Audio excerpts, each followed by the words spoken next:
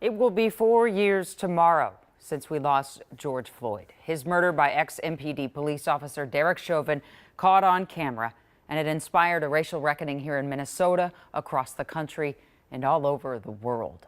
And in the years that have passed since, there's been a continued push, especially here, for change.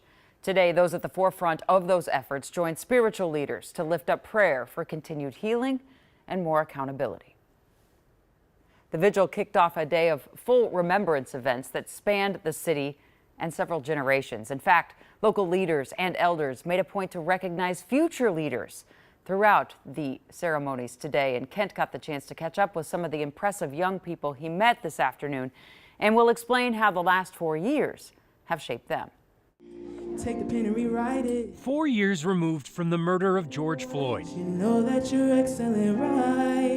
young voices were given space to resonate in a room packed with influential figures. It's truly an honor uplifting Black lives and remembering the legacy of George Floyd. Joshie Williams is no stranger to making her voice heard. Be a part of something way bigger. As a member of known Minneapolis Youth Choir, she has performed on some of the area's biggest stages in the last 2 years. Better think again. But she says it was the murder of George Floyd 4 years ago that caused her to raise her voice in a different way. And it was just really disheartening that that had to happen. It kind of fueled my fire even to pursue a career in human rights and civil rights and advocacy. It was just horrific to watch, and I knew I couldn't just sit at home and do nothing and just kind of be sad about it. Janae Perry was just 14 4 years ago, but it didn't stop her from joining the push for social justice. And today, she was among 4 students recognized as future leaders on stage Elder Mahmoud El Khati. after receiving fellowships from leaders who influenced her.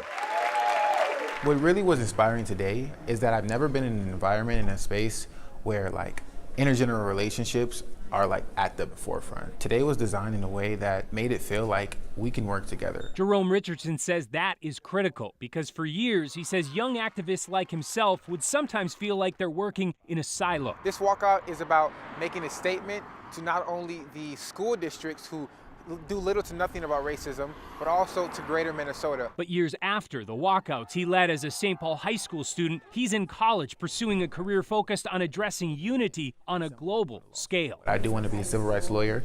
My passions particularly are international relations with the United Nations and making sure too that the geopolitics have a center on human rights. And now he and his peers say they're grateful to be centered on such an important day. The feeling is surreal, really emotional, but also very empowered because I've come this far. At that time, I didn't know where I wanted to go, what I wanted to do. I just knew I wanted to do something. Monea Upton started by recording a video diary of her life as a teenager, navigating the aftermath of George Floyd's murder in North Minneapolis. She then went on to become an attorney intern during the trial of Derek Chauvin. So to be recognized on George Floyd Remembrance Day, it's something she'll never forget. Knowing that I have a voice and it's being heard and people actually acknowledge me, it feels like I'm on top of the world. Such impressive students, and they weren't the only ones who were heard during today's events. The Win Back nonprofit also held a youth summit with Minnesota teen activists today. And during the event, George Floyd's nephew, Brandon Williams, told the crowd that their work is critical at a time when many adults may be growing complacent with that work. Jenna? And I know people on this 4-year anniversary, 3 years, 2 years ago, were saying, well, what happened to some of these people, especially the young people? Did it stick with them or was it just a moment? And you just showed us that that moment created a movement and changed their life.